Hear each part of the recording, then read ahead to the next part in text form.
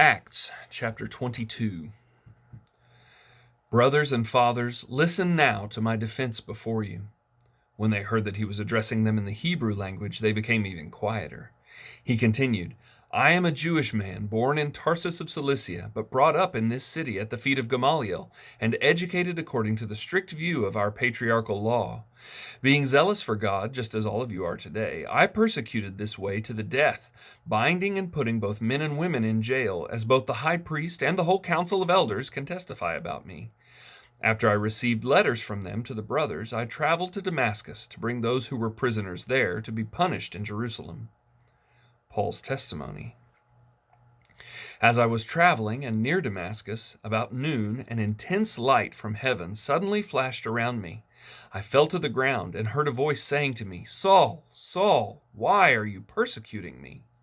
I answered, Who are you, Lord? He said to me, I am Jesus the Nazarene, the one you are persecuting. Now those who were with me saw the light, but they did not hear the voice of the one who was speaking to me. Then I said, What should I do, Lord? And the Lord told me, Get up and go into Damascus, and there you will be told about everything that is assigned for you to do. Since I couldn't see because of the brightness of that light, I was led by the hand by those who were with me and came into Damascus. Someone named Ananias, a devout man according to the law, having a good reputation with all the Jews residing there, came and stood by me and said, Brother Saul, regain your sight.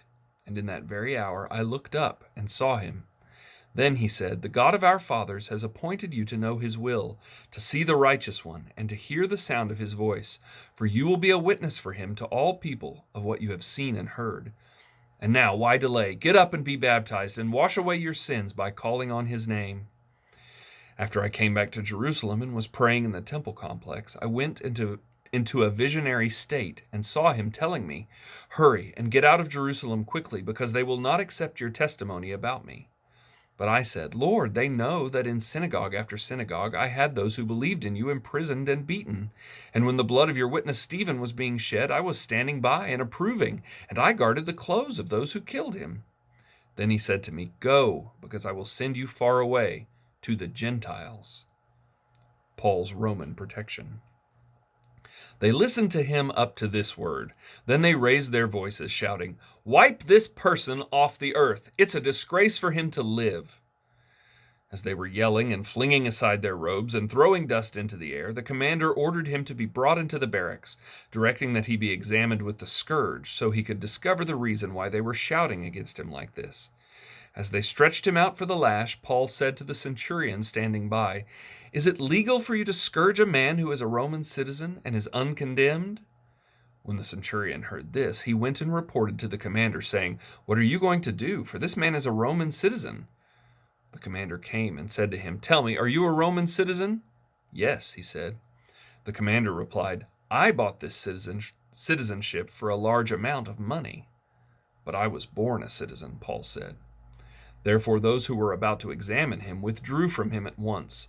The commander too was alarmed when he realized Paul was a Roman citizen, and he had bound him. Paul before the Sanhedrin. The next day, since he wanted to find out exactly why Paul was being accused by the Jews, he released him and instructed the chief priests and all the Sanhedrin to convene. Then he brought Paul down and placed him before them.